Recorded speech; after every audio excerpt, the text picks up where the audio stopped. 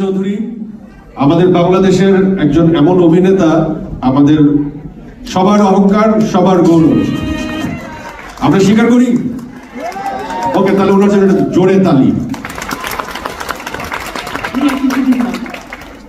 কি বলবো,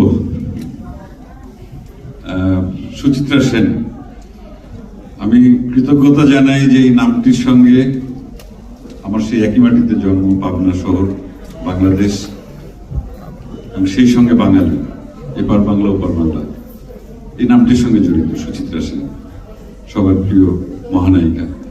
তার নামে যে চলচ্চিত্র উৎসব শুরু হলো, এবারে প্রথম, এটা যেন শেষ না হয়, এই পথ যেন না শেষ হয়।